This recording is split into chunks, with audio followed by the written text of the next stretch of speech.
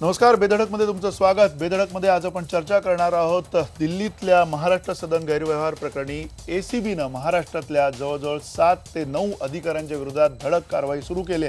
काही जणांच्या घरापर्यंत एसीबी पोहोचले आणि केवळ घरापर्यंत पोहोचलेली नसून तर या घरामधनं त्यांनी अनेक गोष्टी बाहेर काढलेल्या आहेत। बेनामी मालमत्ता असेल किंवा सोनं चांदी अशासारखी मालमत्ता असेल जी बेहिशेबी मालमत्ता म्हणून गणली जाते। अर्थात या सगळ्या कारवाईच्या मागे नेमकं काय आहे हेही आपल्याला समजून घ्यायचं आहे। आज आपण काही प्रश्न उपस्थित केलेले आहेत। एसीबीच्या धडक कारवाईमुळे राज्यातील भ्रष्ट अधिकाऱ्यांना चाप बसलाय का, हा सगळ्यात महत्त्वाचा प्रश्न त्या निमित्ताने आपण चर्चेला घेणार आहोत। अधिकाऱ्यांचा भ्रष्टाचार हा राजकारण्यांच्या भ्रष्टाचारापेक्षा मोठा आहे का, हे सुद्धा एक आपण तपासणार आहोत।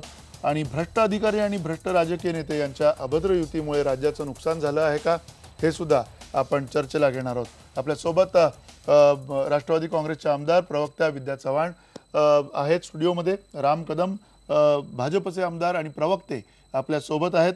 अविनाश धर्माधिकारी माजी सनदी अधिकारी आणि भ्रष्टाचार विरोधी जन आंदोलनाशी त्यावेळेला त्यांचा संबंध होता। 95-96 सालच्या मोठ्या आंदोलनामध्ये त्यांचा सहभाग होता आणि अर्थातच त्यांची मतं सुद्धा या निमित्ताने आपल्याला महत्त्वाची ठरणार आहेत। विश्वंभर चौधरी सामाजिक कार्यकर्ते आपल्या सोबत आहेत आणि ज्येष्ठ पत्रकार चंद्रकांत वानखडे नागपूरवरून आपल्या सोबत आहेत। सगळ्या मान्यवरांचं स्वागत आहे या चर्चेमध्ये। पहिला प्रश्न चंद्रकांत वानखडे तुम्हाला विचारतो। अर्थातच एसीबीची ही जी धडक कारवाई झालेली आहे, राज्यातील भ्रष्ट अधिकारी जे आहेत, केवळ एक प्रकरण आहे, त्या प्रकरणाच्या अनुषंगाने 10 अधिकाऱ्यांवरती जवळजवळ कारवाई होताना दिसते आहे।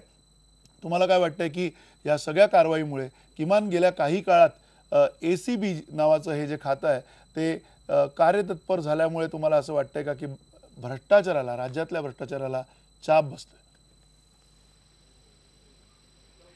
एकदम चाप वगैरे बसेल असं नाही वाटत या सगळ्याच्यामध्ये, कारण एवढी सगळी ही यंत्रणा किडलेली आहे की कोणतेही क्षेत्र त्याच्यापासून सुटलेलं नाही आहे।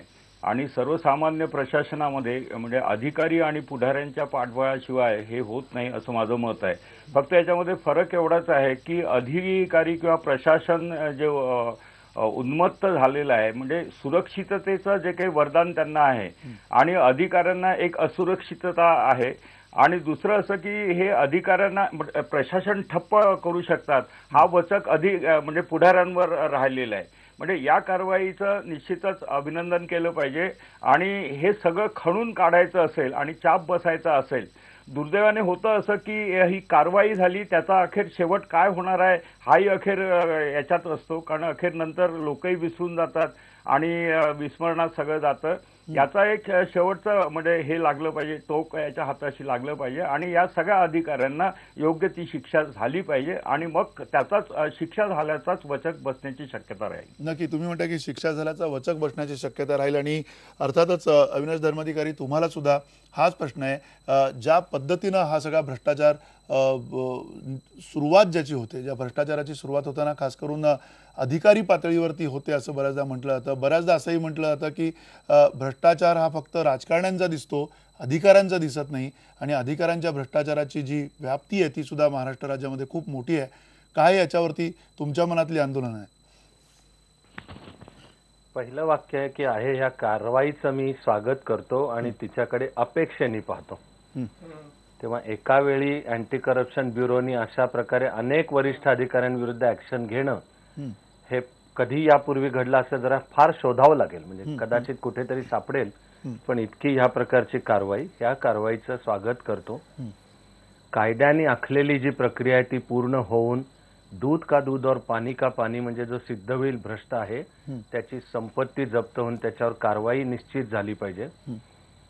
फक्त मी लगेच यातून धाक निर्माण होईल का तर मत बनवण्यापूर्वी मी अजून थोडा थांबीन आणि अजून राज्यामध्ये काही परिवर्तनाचं दिसू देत, पावलं पडताना दिसू देत, सामान्य माणसाची कामं पारदर्शकपणे होत आहेत हे दिसू देत, मग मी म्हणेन की आता धाक तयार झालाय। एक मूळ सत्य हे आहे की अधिकारी आणि राजकीय पुढाऱ्यांची मिलीभगत असल्याशिवाय भ्रष्टाचार होऊ शकत नाही। या चेन मधल्या कोणीतरी एकानी जरी इंग्लिश शब्द आहे पुट युअर फूट डाऊन की मी नाही होऊ देणार किंवा या फाईलवर मी नाही सही करणार आहे, तरी ते भ्रष्टाचाराच्या सगळ्या चक्रामध्ये स्पोक मध्ये घातल्यासारखं होतं। तर याच्यामध्ये कोणीतरी तो प्रशासनातला असेल, राजकारणातला असेल, माणूस स्वच्छ आणि ज्याला ती व्हिजन आहे असा, तर तो ते थांबवू शकतो. अन्यथा अधिकारी वर्ग आणि प्रशासन यांची मिलीभगत झाली तरच भ्रष्टाचाराचे अनेक प्रकार घडतात. मी आपली या फार मोलाच्या विषयावर चर्चा सुरू करताना एक मला वाटतं की मोठ्या मुद्द्याकडे लक्ष वेधतोय. या सरकारचं सुद्धा एक वचन आहे, त्याचं नाव लोकसेवा गॅरंटी ऍक्ट. अशा प्रकारे मध्य प्रदेशात झाला असा कायदा केंद्रामध्ये सुद्धा प्रस्तावित आहे आणि भाजपने हे वचन दिलेलं आहे समाजाला की लोकसेवा गॅरंटी ऍक्ट आणू. ते फार मोलाचं पाऊल आहे. याचं कारण पहिल्यांदा कायदा आणि घटनेने अशी व्यवस्था तयार होते की सरकारी यंत्रणेवर लोकांची कामं वेळेत, पारदर्शकपणे आणि भ्रष्टाचार विरोध करण्याचं बंधन आलं न झाल्यास कारवाईची व्यवस्था आहे. तेव्हा एकीकडे ही धडक कारवाई आणि दुसरीकडे लोकसेवा गॅरंटी ऍक्टच्या रूपाने घटनात्मक आणि कायदेशीर बदल झाला तर राज्यामध्ये चांगलं चित्र दिसेल याची मला खात्री आहे. नक्की. अर्थात तुम्ही जो मुद्दा उपस्थित केलेला आहे की लोकसेवा गॅरंटी ऍक्ट जो तुम्ही म्हणताय त्या अर्थाने अशी सुरुवात करण्याची धमक किंवा तशा प्रकारची इच्छाशक्ती विश्वंभर चौधरी तुम्हाला असं वाटतंय का की या आत्ताच्या सद्यस्थितीतल्या सरकारमध्ये आहे? कारण एकीकडे ही जी भ्रष्टाचाराची प्रकरणं बाहेर येतात त्या प्रकरणांच्या मध्ये सुद्धा बऱ्याचदा आत्ता ज्या मंत्र्यांवरती ठपका ठेवला असेल, छगन भुजबळ असतील किंवा इतर काही मंत्र्यांची काही प्रकरणं समोर येतात त्याच्यामध्ये त्यांचं म्हणणं आहे की दुष्टबुद्धीने हे सगळं सुरू आहे. त्यावेळेला तुम्हाला असं वाटतं का की एकीकडे राज्य सरकार विद्यमान जे आहे ते अशा प्रकारचा लोकसेवा जो काही कायदा असेल तो करण्याची मानसिकता बाळगून असेल?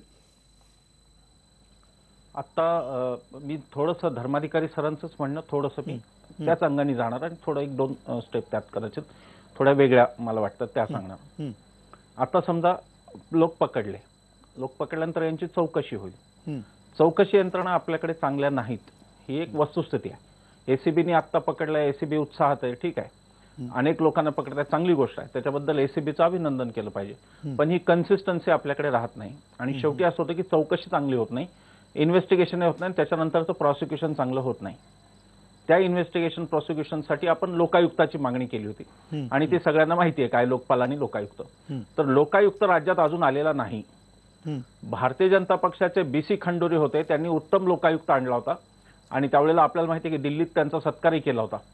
तर तशी इच्छाशक्ती महाराष्ट्र सरकार का दाखवत नाही हे मला कोड आहे. वस्तुतः देवेंद्रजी स्वतः राळेगणला आले होते आणि त्यांनी अण्णांना एक लोकायुक्ताचा ड्राफ्ट दाखवला होता आणि हेही सांगितलं होतं की तुमचा आणि आमचा लोकायुक्त हा 95% मिळता जुळता आहे. असं असताना लोकायुक्त मात्र आणलं जात नाही. तर त्याचं उत्तर जे काही माझ्यासारख्याला बाहेरून दिसतं त्याचं की सत्तेचं स्थान निर्माण होऊ द्यायला सत्ताधाऱ्यांचा कुठलाही विरोध असतो तसा तो याही सत्ताधाऱ्यांचा आहे. आणि म्हणून एसीबीला किती इंडिपेंडेंटली आता जर असं आपण म्हणलं तर मग खरं म्हणजे सरकारने उत्तर दिलं पाहिजे की कशासाठी ते कलम आता ते सीआरपीसी मध्ये बदल करतायत आणि परवानगी पाहिजे माझ्यासारख्यांना कोणावर हे याचाही जरा शोध घेतला पाहिजे. म्हणजे एकीकडे धोरणात्मक दृष्ट्या पावलं उलटी जात आहेत.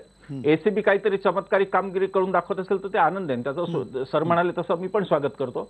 फक्त ते पुढे कन्सिस्टन्सीने किती जाईल त्याबद्दल माझ्या मनात शंका आहेत. नक्की. तुम्ही म्हणताय की खरं तर त्यातलं सातत्य कसं राखता येईल याच्याबद्दल शंका आहे. साहजिक आहे ही शंका, कारण आतापर्यंतचा इतिहास आपण बघितला तर तो काही तेवढा फारसा उत्साहवर्धक नाहीये.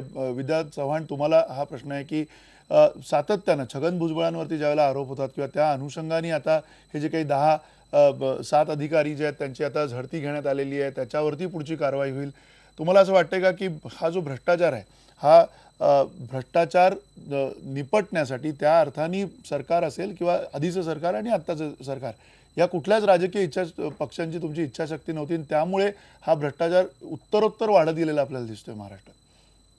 नाही, मला असं म्हणायचं कुठल्या व्यक्तीविषयी बोलण्यापेक्षा भ्रष्टाचार हा फक्त काय म्हणजे आता छगन भुजबळांचं नाव आलं म्हणून त्यांच्यावरती आपण आरोप करतोय, परंतु हा काय पहिली गोष्ट नाही आहे. ही अनेक वर्षापासून आपण अनेक जणांचे याच्यामध्ये नावं ऐकलेली आहेत आणि अशा प्रकारचे आरोप होत आहेत. परंतु काही वेळा सत्ता बदल झाल्यानंतर सूडबुद्धीने काही आरोप केले जातात किंवा काहीतरी त्याच्यातनं काहीतरी विशिष्ट प्रकारे आपण काहीतरी आणू अशा प्रकारे काही सरकारची हे असते. म्हणजे की आता आम्ही सत्तेवर आल्यावर मी हे करणार. आता ज्यांनी ज्यांनी भ्रष्टाचार केला असेल, काही गैरप्रकार केले असतील, त्यांच्यावर निश्चितच काय कारवाई व्हायची ती होईलच ना. परंतु असं वैयक्तिक कोणाला तरी टार्गेट करून हा काहीतरी भ्रष्टाचार आहे आणि इथे काहीतरी झालेलं आहे, तर मला असं म्हणायचं की आता जे अधिकारी पकडलेले आहेत किंवा ज्यांची ज्यांची नावं येत आहेत, फक्त हा काही पहिला महाराष्ट्रातला किंवा देशातला भ्रष्टाचार नाहीये. अनेक प्रकरणं आतापर्यंत झालेली आहेत आणि निश्चितच अशा प्रकारचा भ्रष्टाचार कोणीही करू नये. आणि जर का कोणी केला असेल तर त्या कायद्याप्रमाणे जे काय कारवाई होणार असेल ती प्रत्येकावरच व्हायला पाहिजे. त्याच्यामध्ये कोणीही कोणाला पाठीशी घालण्याचा प्रयत्न करणार नाहीये. आणि मला असं वाटतं अशा प्रकारे फक्त एखाद्याला टार्गेट करणं हे त्यातनं चुकीचं आहे. परंतु अशा प्रकारची कारवाई होत असताना आज अधिकाऱ्यांची नावं घेतली जातात किंवा मला असं वाटतं हे कुठल्या एखाद्या पक्षावरती न म्हणता वैयक्तिकरित्या आज माणसाची एक हे ज्याला हाव म्हणतो किंवा इतकी वाढलेली आहे की त्याच्यातनं अशा प्रकारे अधिकारी असतील, सर्वसामान्य माणसापासून तर आज तो भ्रष्टाचार अगदी मुरलेला आहे. म्हणजे फक्त राजकीय पक्षातले किंवा अधिकारी वर्गच भ्रष्ट आहेत असं मी म्हणणार नाही. निवडणुकांच्या वेळी जर आपण बघितलं तर आज प्रत्येक मतासाठी आमच्याकडे इतकी मतं आहेत आणि आम्हाला इतके पैसे मिळाले पाहिजेत अशी मागणी जेव्हा होते तेव्हा मला खरोखरच दुर्दैवाने असं म्हणावं असं वाटतं की हे इथपर्यंत पोहोचलेलं आहे की ज्याच्या हातात जेवढी सत्ता, म्हणजे शिपाई असलं तर 50 रुपयाची लाच मागतो, कारकून असलं पण या सगळ्याची सुरुवात वर्ण झाली की खालनं झाली हा पण खरं तर संशोधनाचा विषय आहे. एवढं आपल्याला म्हणायला जागा आहे का? विश्वंभर चौधरी, तुम्हाला असं वाटतं का वृत्ती किंवा प्रवृत्ती जे विद्याताई चव्हाण म्हणतात की अगदी शेवटपर्यंत शेवटच्या माणसापर्यंत हा भ्रष्टाचार रुजला आहे? भ्रष्टाचार हे खरं म्हणजे मूळ नसून त्या आलेलं फळ आहे ते व्यवस्थेला. ते व्यवस्थेचं मूळ नाहीये, ते व्यवस्थेला आलेलं फळ आहे. आणि मग मूळ प्रश्न असा राहतो की व्यवस्थेत असे कोणते बदल आपण केले की जिथे भ्रष्टाचार थांबेल. इतर देशांनी व्यवस्थेतच अशी एक हे करून ठेवली, सोय करून ठेवली की कितीही माणूस भ्रष्ट आला तरी व्यवस्थाच अशी असेल की त्याला फार काही हलता येणार नाही. अशी व्यवस्था आपल्याकडे नाही. त्याचं उत्तम उदाहरण टेंडरिंगची प्रोसेस जी आज चालते आणि सिंचन घोटाळ्यात आपल्याला ते लक्षात आलं. आता ठीक आहे, विद्याताई म्हणतात की सगळेच भ्रष्ट आहेत, सगळा समाजाचं वगैरे, हे जरा नीतिमत्तेच्या दृष्टीने जाणारं विश्लेषण झालं. परंतु आमच्या पैशाचे विश्वस्त म्हणून राजकीय पक्षांची एक भूमिका आहे, लोकप्रतिनिधींची आणि अधिकाऱ्यांची एक भूमिका आहे. तर त्या भूमिकेला जास्त अधोरेखित केलं जाणार हे नक्कीच आहे, कारण हा पैसा लोकांचा आहे अंततः. तर मुद्दा यामध्ये असा आहे की व्यवस्थेमध्ये काय बदल केले. सिंचन घोटाळ्यात टेंडर कितीची काढली होती आणि त्यानंतर त्या टेंडरवरती पैसे आणखी किती वाढवून दिले. तर ही व्यवस्था आहे, टेंडर काढणं ही व्यवस्था आहे, एस्टिमेशन करणं ही व्यवस्था आहे. त्या व्यवस्थेत इतके दोष ठेवलेले आहेत की कोणतेही सरकार आलं तरी आणि एखादरी माणसाची व्यवस्थेतला नियत बिघडली तरी त्यात भ्रष्टाचार होऊ शकतो. जसं धर्माधिकारी सर म्हणाले की अधिकारी आणि नेते एकत्र आल्याशिवाय भ्रष्टाचार होऊ शकत नाही, हे अगदी बरोबर आहे. पण त्या भ्रष्टाचाराची व्यवस्था दोघांनी मिळून करून ठेवलेली आहे, ती त्या प्रक्रियेमध्ये आहे. आता साधं उदाहरण मी घेईन की रेल्वेचं तुम्ही आणि मी सुद्धा दलालांना पैसे दिलेले आहेत नाही एकेकाळी तिकीट मिळवण्यासाठी रेल्वेच्या, पण ती व्यवस्था आता ऑनलाईन आली, आपण घरबसल्या तिकीट काढतो. तंत्रज्ञान हे त्याला उत्तर आहे, परंतु राजकारण्यांची ती नैतिकता, सत्ताधाऱ्यांची नैतिकता किती आहे की सगळीकडे तंत्रज्ञान आणायचं. तर तंत्रज्ञानाचा फार प्रसार शासकीय व्यवस्थेत आज सुद्धा झालेला दिसत नाही. 7/12 आला एवढ्यावरतीच ते थांबलंय, त्याच्या पुढच्या प्रक्रिया त्याच्यात थांबलेल्या आहेत. मला असं वाटतं की व्यवस्थागत जर बदल करायचे असेल तरच त्यामध्ये होईल, अन्यथा फक्त आपण व्यक्तींवर अवलंबून. नक्की. राम कदम, जो मगाशी उल्लेख धर्माधिकारी सरांनी केला, ज्या पद्धतीनं त्यांचं म्हणणं आहे की लोकायुक्त गॅरंटी जो कायदा आहे, लोकसेवा गॅरंटी कायदा जो आहे, त्या बरोबरीनं आणखीन जो मुद्दा विश्वंभर चौधरीनं मगाशी मांडला होता की लोकायुक्त या सगळ्या व्यवस्था आणण्या इतकी धमक तुमच्या सरकारमध्ये, आत्ताच्या विद्यमान सरकारमध्ये आहे असं तुम्हाला वाटतंय का? आत्ताच्या ज्या कारवाया झालेल्या आहेत त्या कारवाया या केवळ एसीबीनी त्यांच्या स्वतःच्या अधिकार क्षेत्रामधनं केलेल्या आहेत की सरकारचा त्यांना खंबीर पाठिंबा येणाऱ्या काळामध्ये असणार आहे? मंदार, आपण स्वतः एक जाणकार पत्रकार आहात आणि अविनाश धर्माधिकारी एक चांगले एक अधिकारी राहिलेले आहेत. आपल्याला दोघांनाही माहीत असेल की हे सरकार 31 ऑक्टोबरला 2014ला ज्यावेळेस या सरकारनं 4:30 वाजता दुपारी शपथ घेतली, तर शपथ घेतल्याच्या नंतर 1.5 तासाच्या अंतरात संध्याकाळी 6 वाजता पहिली कॅबिनेट झाली. आणि पहिल्या कॅबिनेटमध्ये देवेंद्र फडणवीस सरकारनं पहिला निर्णय जर घेतला असेल तो लोकसेवा हमी कायद्याचा देण्याच्या बाबतीत निर्णय घेतलेला आहे. आणि त्या बाबतीतलं विधेयक देखील केलेलं आहे. हे आपल्यालाही माहीत असेल आणि अविनाश धर्माधिकाऱ्यांनी माहीत असेल, नसेल माहीत तर माहितीसाठी मी सांगतो. हा एक भाग. त्याच्यामुळे सरकारमध्ये धमक आहे की नाही ते ऑलरेडी करून झालंय, तर त्याच्यामुळे धर्माधिकारी साहेबांनी स्वतः ठरवावं. एक आणि लोकायुक्ताविषयी जे आमचे मित्र विश्वंभर चौधरीजी म्हणाले, निश्चितपणे प्रक्रिया सुरू आहे. ज्यावेळेस 10 नोव्हेंबर 2011 मध्ये अण्णा हजारेंनी जाहीरपणे ज्या लोकायुक्त मसुद्याचं कौतुक केलं, उत्तराखंडचे जे आमचे बीजेपीचं सरकार आहे, खंडूंजींचा जो मसुदा होता, तर त्याच धर्तीवर निश्चितपणे याही राज्यामध्ये लोकायुक्ताविषयीची प्रक्रिया सुरू आहे. त्या बाबतीत आम्ही अतिशय सक्रिय आहोत, सकारात्मक आहोत. एक भाग. आता महत्वाचं काय होतं मंदार या सगळ्या बाबतीत, अगोदरच्या कालखंडामध्ये जर आपण पाहिलं तर 2010, 2011, 12, 13 हे सगळे आकडे बघा. दरवर्षी अँटी करप्शन किती केसेस करत होतं, तर 2010 मध्ये 608 झाल्यात, 11 मध्ये 562 झाल्यात, 633 झाल्यात. पहिल्यांदा जवळजवळ 117% वाढ झाली आहे. 1661 केसेस अँटी करप्शननं पकडलेल्या आहेत आणि त्याच्यामध्ये 1274 ट्रॅप झालेत. ही 117ची वाढ का झाली, याचं हे कारण खरं शोधण्याचं कारण आहे. देवेंद्र फडणवीसांनी सांगितलं की कोणताही निर्णय भ्रष्टाचाराच्या अँटी करप्शनच्या बाबतीतला हा 24 तासाच्या आत घेतला जाईल. आणि आधी भ्रष्ट अधिकाऱ्यांवर कारवाईसाठी आलेली फाईल मंत्रालयामध्ये ज्यावेळेस यायची तर त्यावेळेस कोणत्या ना कोणत्या मंत्र्याचे त्या अधिकाऱ्याशी संबंध असायचे किंवा तो अधिकारी जाऊन वेगळ्या पद्धतीने मंत्र्याला भेटायचा, त्याच्यामुळे ती फाईल वर्षानुवर्ष पडून जायची अनुभव होता.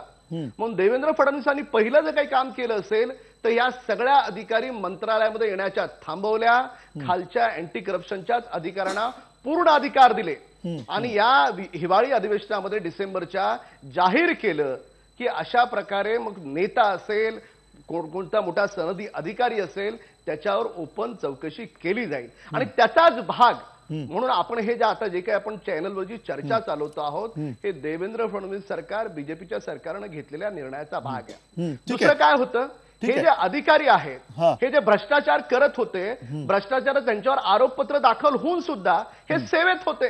आता मला सांगा, त्याच्यावर आरोपपत्र दाखल झालंय, त्याला रेड हँड पकडलं गेलंय आणि तो गव्हर्नमेंटमध्ये काम करतोय, ही कुठली पद्धत आली? म्हणून आमच्या देवेंद्र फडणवीस सरकारनं पहिल्यांदा केलं की त्याला ताबडतोब बडतर्फ करा, त्याला घरी बसवा. तर त्याला घरी बसवायचं देखील काम या सरकारनं केलेलं आहे.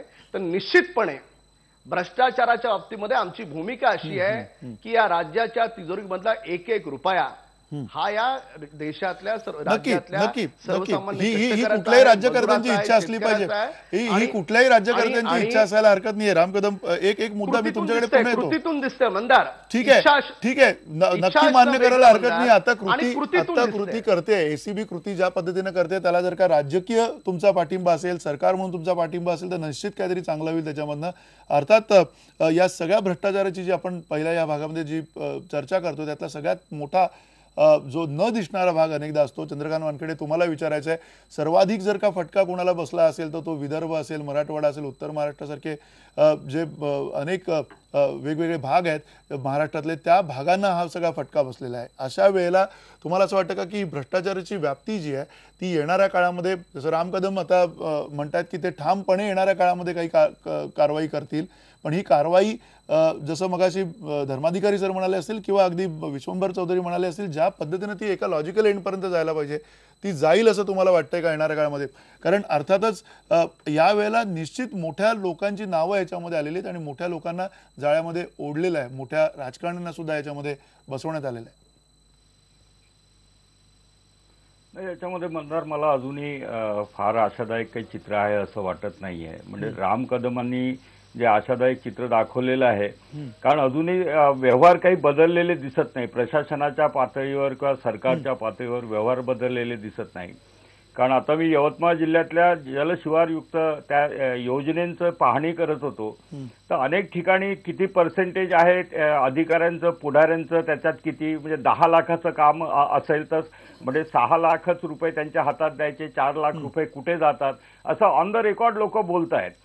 त्यामुळे ही यंत्रणा अजून काही हे झालेली आहे असं नाही. दुसरं असं की म्हणजे देवेंद्र फडणवीस व्यक्तिशः त्यांची प्रतिमा काही असली तर त्यांच्या अवतीभोवती अखेर तीच माणसं दिसतात की जे करप्ट आहेत. म्हणजे मी नावं घेत नाही, ती अवतीभोवती त्यांच्या भोवती घुटमळत असतील आणि त्यांना प्रतिष्ठा देण्याचं काम होत असेल तर मेसेज काही अजून चांगला जाताना दिसत नाहीये. त्यामुळे याच्यात बदल व्हावा ही अपेक्षा आहे, पण असा बदल होण्यासाठी जी यंत्रणा उभी करायची आहे, जी व्यवस्था बदलायची आहे, त्या दिशेने काही पाऊल म्हणजे टाकल्या जात आहे असं दिसत नाही. आणि सर्वसामान्य माणसांना या प्रशासनाचा प्रचंड त्रास होतो आहे. तो त्रास आजही आहे. म्हणजे आता बँकेच्या व्यवहाराच्या संदर्भात असेल, व्यवहार तसेच चालू आहे. मग कोणीतरी एखादा उठतो आणि थोबाडीत मारतो. हे सगळे प्रशासनाच्या विरोधात असलेला असंतोष आहे. तो अजूनही आवाक्यात आलेला आहे. प्रशासनावर यांनी मान घेतलेली आहे आणि कमांड यांची आहे असं वाटत नाही. प्रशासन सरकारला आपल्या तालावर नाचवताना दिसते. नक्की तुम्ही जे म्हणताय ते कदाचित जमिनी तिथली हकीकत असणार आहे आणि त्या हकीकतीच्या पार्श्वभूमीवर तुम्ही हे म्हणताय की जी मांड असायला पाहिजे त्या प्रशासनावरती, जी कमांड असायला पाहिजे ती सुद्धा तेवढी विद्यमान सरकारची अजून नाही असं तुम्ही म्हणताय. अधिकाऱ्यांचे जे जे जे भाव आहेत ते सुद्धा अजून बदललेले नाही आहेत. सामान्य माणसाच्यासाठीची ही परिस्थिती आहे तुम्ही म्हणताय. एक छोटासा आपण ब्रेक घेऊयात आणि ब्रेक नंतर अविनाश धर्माधिकारी यांना विचारूयात सलगपणे खरं काय केलं पाहिजे, तातडीने काय करण्याची गरज आहे या प्रशासनामध्ये शिस्त आणण्यासाठी आणि खास करून भ्रष्टाचार कमी होण्यासाठी. आणि त्यातही सगळ्यात महत्त्वाचा मुद्दा हाच आहे की अधिकाऱ्यांचा भ्रष्टाचार हा कसा रोखता येईल. त्याबरोबरीनं अधिकारी आणि भ्रष्ट राजकारणी यांची जी काही साठगाठ आहे, जी मिलीभगत आहे, ती येणाऱ्या काळामध्ये तुटेल का, येणाऱ्या काळामध्ये याच्यावरती चाप बसेल का, हे सुद्धा आपण पुन्हा एकदा चर्चेला घेऊयात छोट्याशा ब्रेकनंतर.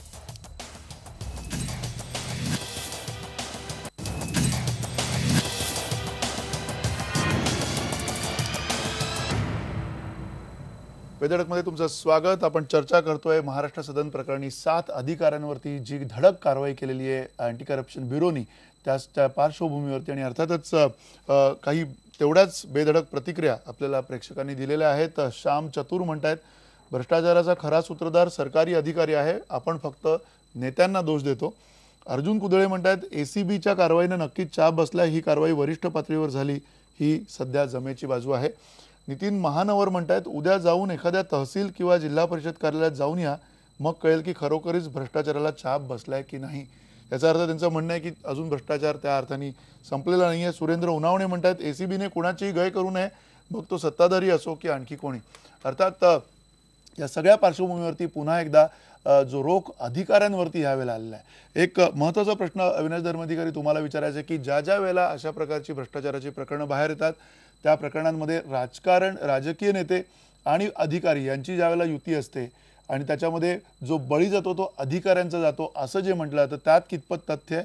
तुम्हाला असं वाटतंय का की या वेळेला कदाचित हे जे प्रकरण असं आहे ज्याच्यावरती 3 गुन्हे दाखल झालेले आहेत छगन भुजबळ यांच्यावरती, महाराष्ट्र सदनसारखं गैरव्यवहाराचं प्रकरण आहे, या सगळ्या प्रकरणामध्ये अंतिमतः या सगळ्यांना, ह्याच्यात जे कोणी दोषी असतील त्या सगळ्यांना निश्चित शासन होईल असं तुम्हाला वाटतंय का? असं काही या सगळ्यांना निश्चित शासन होईल असं मला अजून तरी वाटत नाही. आपली चर्चा सुरू करताना पण मी म्हणालो इंग्लिश शब्द आहे कीप माय फिंगर्स क्रॉस्ड. झालेल्या कारवाईचं स्वागत करतो, पण मी थांबीन थोडा की ही कारवाई खरंच पुढे होताना दिसली तर. ती चालू आहे त्या कारवाईमध्ये मी तशी छगन भुजबळ यांच्यावर चालू झाली असलेली कारवाई आणि अधिकाऱ्यांवर हे कायदा, घटना किंवा या अर्थाने जरा वेगळे करीन. एक दुर्दैवाची गोष्ट म्हणजे आजपर्यंतचा अनुभव आहे की राजकीय पुढारी काहीतरी आवश्यक ती सेटलमेंट कडून अंतिमता त्यातनं मोकळा होतो, पण नाकातोंडात पाणी जायला लागल्यावर माकडीण जशी पिल्लाला पोटाशी दाबते खाली, तसे शेवटी सापडतात शासकीय अधिकारीच.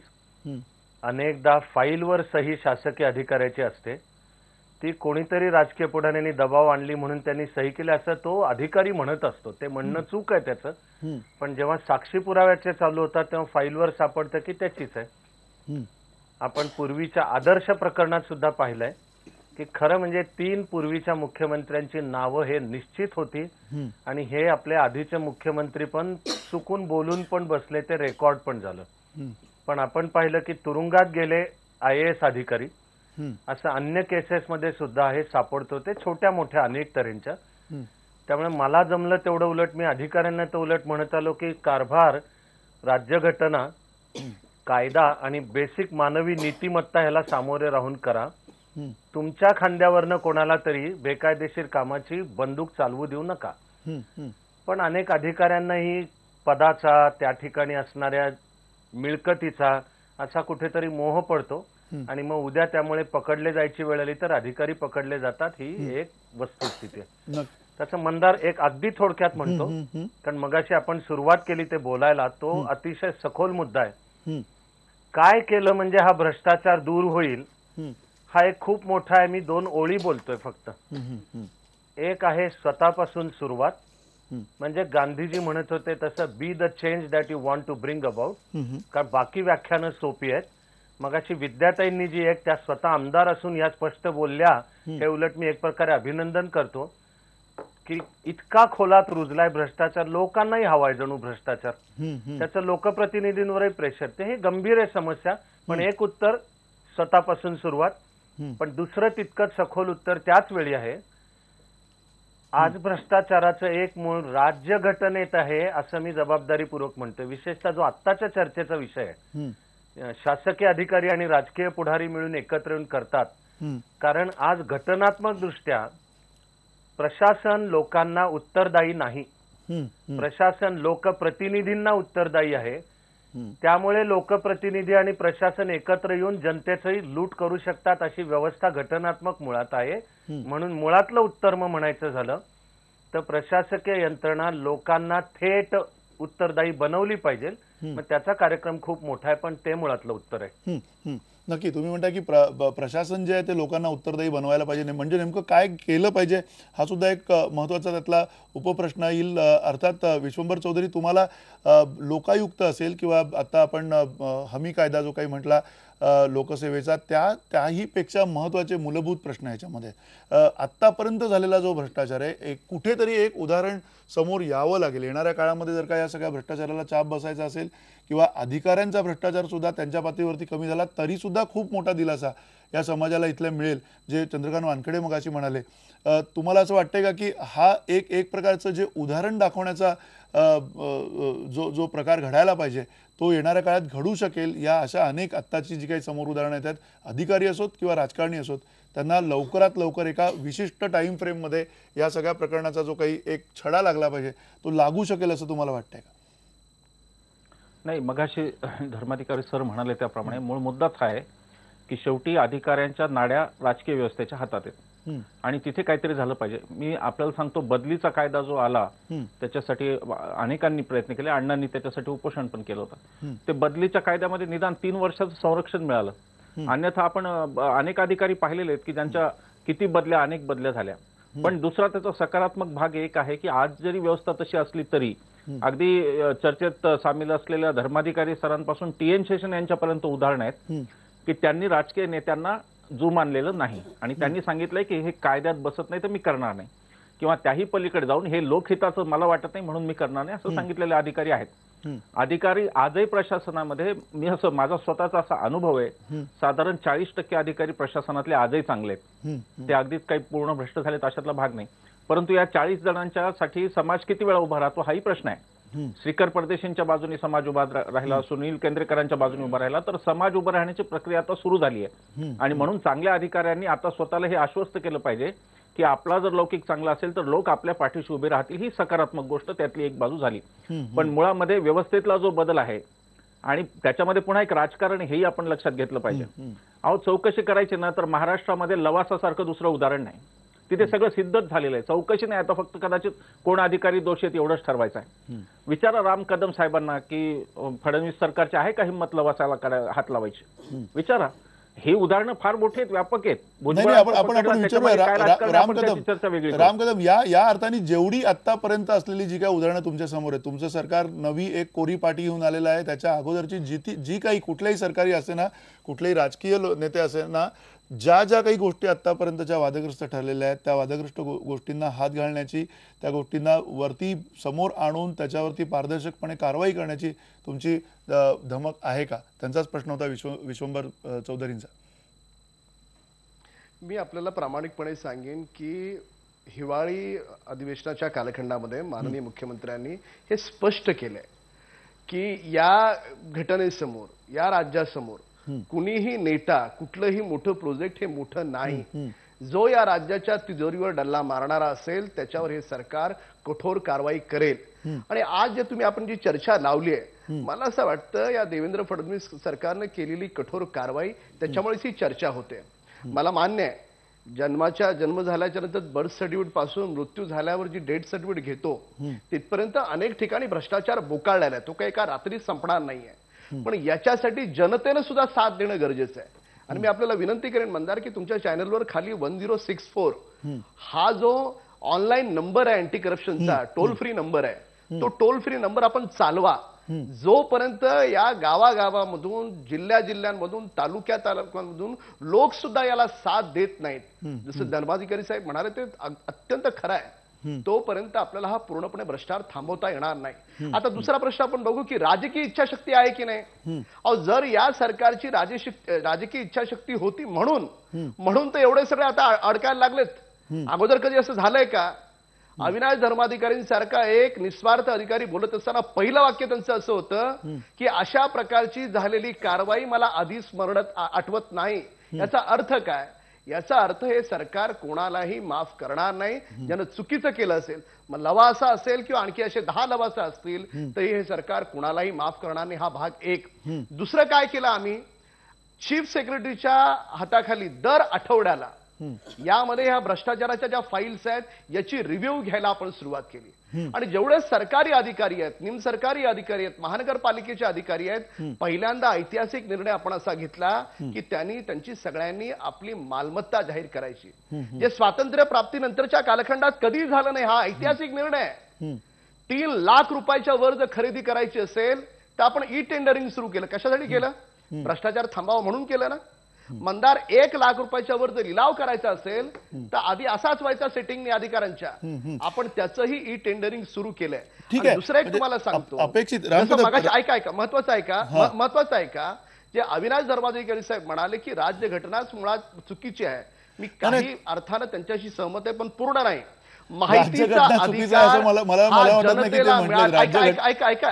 मंदार ऐका ना, माहितीचा अधिकार हा जनतेला मिळालेला सगळ्यात मोठा अधिकार आहे आणि माहितीचा अधिकार ऑनलाईन करणारं महाराष्ट्र हे पहिलं राज्य आहे। तर त्याच्यामुळे जोपर्यंत जनतेतून या गोष्टीला साथ मिळत नाही, आमची राजकीय इच्छाशक्ती पूर्णपणे आहे, आपण त्या पद्धतीचे सगळे निर्णय राबवतो आहोत, पण जनता आणि राजकीय इच्छाशक्ती दोन्ही एकत्र आल्या तर कुठल्याही अधिकाऱ्याला, कुठल्याही नेत्याला अशा प्रकारचा भ्रष्टाचार करता येणार नाही, ही वस्तुस्थिती आहे। ठीक आहे, एक छोटासा ब्रेक घेऊया। ब्रेक नंतर आपण पुन्हा आपल्यासोबत विद्या चव्हाण आहेत, चंद्रकांत वानखेडे आहेत, या सगळ्यांची आपण चर्चा करूयात। एक सगळ्यात महत्त्वाचा या दृष्टीने प्रश्न आहे, महाराष्ट्राचं आपलं गेल्या काही काळामध्ये या सगळ्या भ्रष्टाचारामुळे किती मोठं नुकसान झालंय आणि हे नुकसान भरून काढता येणं शक्य आहे का, आणि ते कुठल्या मार्गाने काढता येणं शक्य आहे का? छोट्याशा ब्रेक नंतर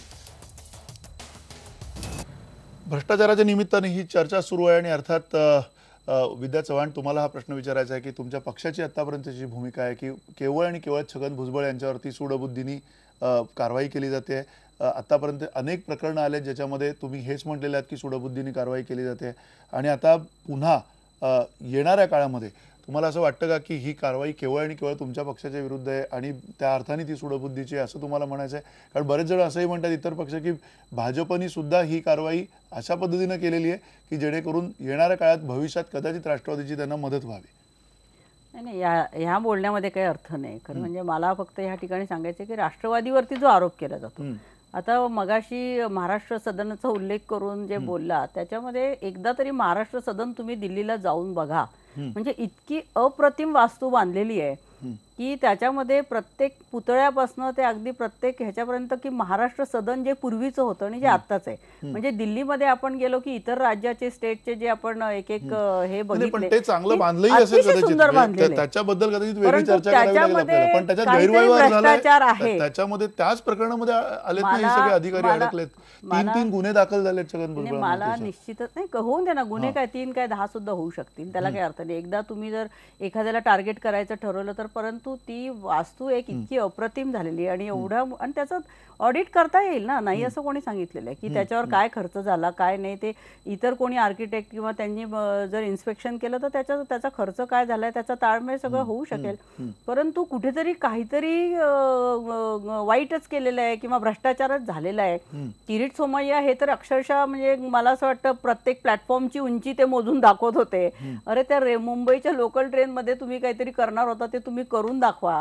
तुम्ही ते महाराष्ट्र सदन इतकं नाही. मला आता कदम जे म्हणाले मगाशी की महापालिकेचे अधिकारी जे आहेत, अरे मुंबई महापालिकेमध्ये मिठी नदीमध्ये 1200-1300 कोटी आतापर्यंत टाकलेले संबंध मोठी स्टँडिंग कमिटीच्या एक माणसाचा तुम्ही जर काय चौकशी केली तर मुंबई महापालिका एवढी मोठी करायची गरज आहे. चौकशी जिथे ते संशय तिथे चौकशी करायला काहीच हरकत नाही. मला हेच म्हणायचे, राष्ट्रवादीच्या कुठल्याही नेत्यावर भ्रष्टाचाराचे आरोप असले तरी ते कोर्टामध्ये पुरावे ठीक आहे. तुम्ही म्हणता की ते तपासत निष्पन्न होईल. तुम्ही म्हणताय राम कदम तुमचं म्हणणं.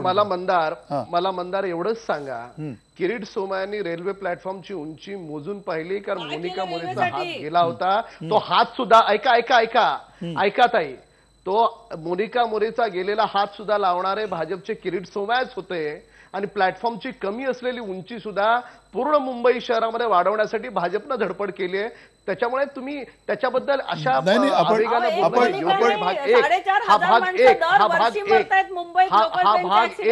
त्याच्यामुळे ते उपस्थित नसताना उलट जे चांगलं केलं त्या गोष्टीबद्दल आपल्या नाही या तात्कालिक गोष्टी आहेत. राम कदम आपण थोडस ठीक आहे, तुम्ही प्लॅटफॉर्मची उंची वाढवायला मदत करताय हे म्हणताय. आम्ही 3 वर्ष प्रयत्न करतोय, यांचं सुद्धा सरकार होतं त्याच्या अगोदर 15 वर्ष.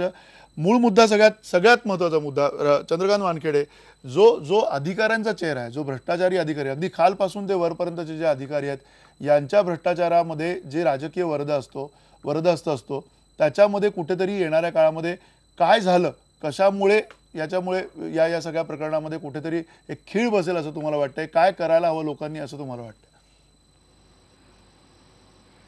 लोकांनी काय करायला पाहिजे म्हणजे काय करावं लोकांनी, म्हणजे लोकांचा काही याला सपोर्ट आहे वगैरे असं मला वाटत नाही. पण ही जी काही गंगोत्री भ्रष्टाचाराची वरून आलेली आहे त्या गंगेमध्ये लोकही हात धुतात हे खरं आहे, पण ही गंगोत्री बंद झाली पाहिजे आणि सर्वसाधारण लोकांना न्याय मिळणं, म्हणजे आता कुठल्याही प्रश्नांची दाद लागत नाही. आणि दाद लागत नाही म्हटल्यानंतर जसं आता मुख्यमंत्र्यांनी समाधान शिबिर घेतलं, हजारो लोकांची उपस्थिती मुख्यमंत्र्यांच्या त्या समाधान शिबिरामध्ये असावं, याचा अर्थ असा आहे की ज्या पातळीवरचं जे प्रशासन आहे ते या लोकांना न्याय देण्यात असमर्थ ठरत आहे आणि एवढ्या मोठ्या संख्येने लोकांनी तिथे येणं याचा अर्थच असा की प्रशासन पूर्णतः असमर्थ ठरत आहे, लोकांना दाद देत नाहीये, त्या स्तरावरचे प्रश्न सुटत नाहीये आणि मग मुख्यमंत्र्याच्या दारी जावं लागणं आणि तिथे ताटकळत बसावं लागणं, ही जी काही सगळी सिस्टीम आहे ही सगळी कधीतरी याला धक्का लावावा लागणार आहे. आणि प्रशासकीय क्षेत्रात जसं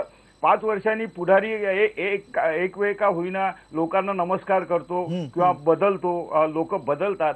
दुर्दैवाचा प्रशासनामध्ये भाग असा आहे की ते कायम आहेत, त्यांना प्रचंड सुरक्षितता आहे. दुसरं असं की त्यांची साखळी आहे, ते एकमेकांना सांभाळून घेतात, म्हणजे चोरांची चौकशी चोरांच्याच याच्यामधून होते आणि त्याच्यातून ते सुटतात.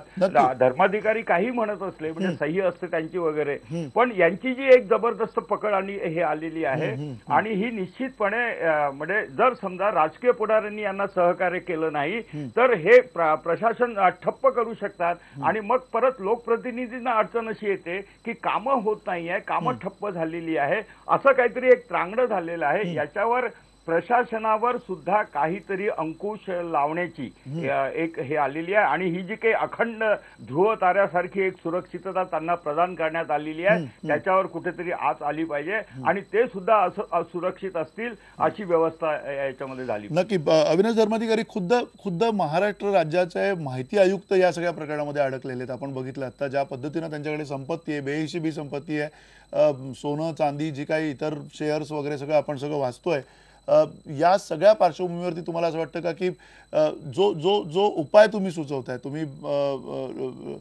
लोकसेवा हमी कायद्याचा उपाय सुचवताय किंवा लोकायुक्ताचा उपाय विश्वंभर चौधरी सुचवतायत, हे सगळे उपाय लवकरात लवकर होण्याची आता किमान आवश्यकता आहे असं तुम्हाला वाटतं का? कारण इतका पिछाट झालेली आहे राज्याची, अनेक क्षेत्रांमध्ये पिछाट झाले, ती पिछाट भरून काढण्यासाठी किमान हा भ्रष्टाचार संपवण्यासाठी काहीतरी एक प्राथमिकता सरकार तातडीने करेल एवढं तरी आपण आता अंतिमता म्हणू शकतो का? मंदार, मी 2 मुद्दे म्हणणार आहे. एक म्हणजे एकूण भ्रष्टाचार, त्याच्याशी निगडीत असलेली अकार्यक्षमता, यामुळे महाराष्ट्राचं नुकसान झालं हे निश्चित आहे. विकास दरावर परिणाम किंवा जे राज्य देशातलं नंबर 1चं ते कुठेतरी मागे हे झालं हे निश्चित आहे. आता भ्रष्टाचार दूर करायला काय उपाय सुचवले पाहिजे तर त्याची मोठी यादी पण सांगता येईल, हे पण निश्चित आहे. पण आता उदाहरणार्थ माहिती आयुक्त निघाले किंवा सापडलं त्यांच्याकडे मोठं घबाड, तर एक मुद्दा आहे की त्यांना नेमलं कोणी, नेमताना माहिती नव्हतं का? म्हणजे तो जाऊन भिडतो कुठे मुद्दा. तर या देशाला राज्यघटना जेव्हा द्यायची होती त्यावेळेला कोणीतरी बाबासाहेब आंबेडकरांना विचारलं की ही राज्यघटना किती चांगली आहे. बाबासाहेब आंबेडकरांचं उत्तर होतं, this constitution is as good or as bad as the people who would implement it. म्हणजे कागदावर व्यवस्था कितीही नीट केली तरी चालवणाऱ्यांची जर नियत खोटी असेल, चारित्र्य बदफैली असेल, तर ते कोणतीही सिस्टीम वाकडी करून त्यातनं भ्रष्टाचार निर्माण करू शकतात. त्यामुळे मूलभूत परिवर्तनाची गाडी एकाच वेळी चारित्र्य घडण आणि व्यवस्था परिवर्तन या दोन्ही रस्त्यांवरनं पुढे सरकली तर एकमेकांवर परिणाम होऊन बदल घडतील. हा मला म्हणायचा एक. दुसरा थोडक्यात सांगतो, आज एक वस्तुस्थिती आहे की आपल्या देशाचं राजकारण अंतर्बाह्य भ्रष्ट आहे आणि ते 2 नंबरच्या पैशावरच उभं आहे. निवडणुकीपासून सर्वत्र पक्ष चालवायला पैसा लागतो, मग टेंडर्समध्ये 2.5%, 3% अशा सगळ्या, म्हणजे सगळ्यांनी मिळून जर मुळात जायचं असेल तर राजकारणासाठी स्वच्छ मार्गाने पैसा कसा उभा करता येईल, राजकीय पक्ष सुद्धा उत्तरदायी कसे बनवता येतील, इथं ती मुळातली उपाययोजना आहे. मग नाईलाजाने म्हणावं लागतं की आपले सगळे राजकीय पक्ष एकत्र येऊन म्हणाले की माहितीचा हक्क आम्हाला लागू नाही. जर भारत देशामध्ये राजकीय पक्षांना माहितीचा हक्क लागू नसेल तर कुणाला लागू येतो?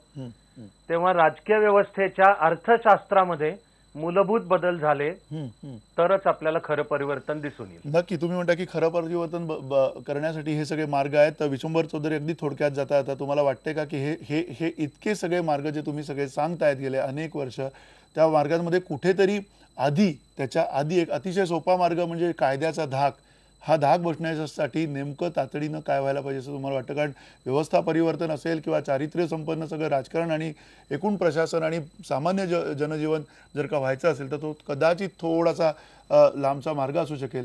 पण हे सगळं एकत्रितपणे घडण्याच्या आधी तुम्हाला असं वाटतं का की हा कायदा ACBच्या माध्यमातून येणाऱ्या काळामध्ये आपल्याला कुठेतरी एक आशेचा किरण निर्माण झालाय? आधीच्या सेगमेंटमध्ये राम कदम साहेबांनी सांगितलं की भाजपाने ते सुरू केलं की अधिकाऱ्यांची मालमत्ता, तर ती तरतूद फार पूर्वीपासून आहे. हा एक मला खुलासा करायचा होता. आता दुसरा मुद्दा, एक मिनिट राम कदम त्यांना बोलू देत. राम कदम त्यांना बोलू देत. आधी लोकशाही जेव्हा असते, लोकशाही जेव्हा 125 कोटींची असते तेव्हा 1-2 माणसं ती चालू शकत नाहीत. आणि धर्माधिकारी सरांनी केलेला प्रश्न अतिशय उचित आहे की अपॉइंट करताना माहिती नव्हतं का माहिती आयुक्तांचं चारित्र्य काय आहे. याच्या संबंधात एक उदाहरण आता परवा घडलंय. राम जेठमलानींनी पत्र लिहिलं नरेंद्र मोदींना आणि माझा तुमच्याबद्दलचा आदर आज संपला असं लिहिलंय. त्याचं कारण KB चौधरी यांचं सगळं प्रकरण जेठमलानींनी कळून सुद्धा KB चौधरी यांना CVC मध्ये बसवण्यात आलं. तर हे अपॉइंटमेंट ज्या होतात त्या अपॉइंटमेंट अशाच पद्धतीने होतात की तो आमचा माणूस पाहिजे, बाकी त्याचे दुर्गुण चालतील, तो फक्त आम्ही सांगू ते करायला पाहिजे. हे आता जर व्यापक मुद्दा पाहिला तर लोकशाही ही सहभागी लोकशाही भारतात नाही, थेट लोकशाहीची वेळ आली काय हाही विचार केला पाहिजे. उदाहरणार्थ की तुम्ही निवडणुकीच्या मसुद्यामध्ये तुमच्या सांगणार नाही की आम्ही अमुक भूमी अधिग्रहण करणार, पण एकदा आला निवडून की तुम्हाला माहिती 5 वर्ष इम्युनिटी आहे आणि मग तुम्ही आम्ही रेटू तो कायदा, मग 3-3 अध्यादेश मोदी आणणार. तर मुद्दा असा आहे की लोकांचं कंट्रोल काय आहे 5 वर्षात? लोकांचा कुठलाही कंट्रोल नाही. आणि म्हणून अत्यंत बेसिक अशा निवडणूक सुधारणा ज्यामध्ये राईट टू रिजेक्ट आणि राईट टू रिकॉल आला पाहिजे. आम्हाला यांना बोलवण्याची आमची ताकद असलीच पाहिजे आमच्या हातात. आम्हाला जर एखादा मंत्री वाटला, आमदार वाटला, नक्की त्या अर्थाने तुम्ही म्हणताय ते येत असं मला वाटतं. नक्की तुम्ही म्हणताय मूलभूत मुद्दे आहेत, त्या अर्थाने अगदी मतदान न करणाऱ्याला सुद्धा काही दंडात्मक कारवाई व्हावी का याचा सुद्धा कदाचित विचार करावा लागेल. पण सगळ्यात महत्त्वाचा अगदी मुद्दा जो आहे, वेळ संपलेली आहे राम कदम, माफ करा मला, मी तुमच्याकडे आता येऊ शकत नाही, पण सगळ्यात महत्त्वाचा मुद्दा हाच आहे की नियत, जसं अविनाश धर्माधिकारी म्हणाले की नियत या राज्यकर्त्यांची विद्यमान सुद्धा जर का नीट असेल तर ते येणाऱ्या काळामध्ये आपल्याला चित्र स्पष्ट होणार आहे. वेळ काही कोणासाठी थांबणार नाहीये. पुन्हा आपण या अशा प्रकारच्या चर्चेमध्ये येऊ शकतो. आत्ता या चर्चेमध्ये कुणाही प्रकारची नावं किंवा अनेकांचे एकमेकांवरचे जे आरोप आहेत किंवा आत्ता ज्यांच्यावरती आरोप दाखल केले गेले आहेत, ही चर्चा आपण थोडीशी बाजूला ठेवून हा मुद्दा घेतला. त्याचं कारण हाच आहे की भ्रष्टाचार हा किती मूलभूत प्रश्न आहे आणि त्या मूलभूत प्रश्नामुळे या महाराष्ट्र राज्याचं किमान इतकं मोठं नुकसान झालं, ते नुकसान लवकरात लवकर थांबावं ही प्रामाणिक इच्छा आहे. धन्यवाद. नमस्कार.